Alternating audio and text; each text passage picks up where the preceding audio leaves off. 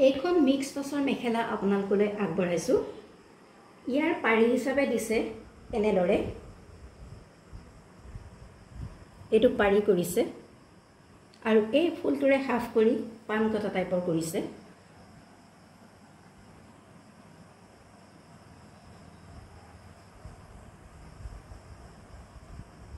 আৰু ওপৰত 3 লাইন কলকা দিছে, 3 লাইন কলকা দিছে।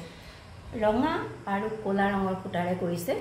ইয়াৰ উজ্জ্বলতাটো সেইকাৰণে বেছি হৈছে, ভাল লাগিছে ক'লা আৰু ৰঙা।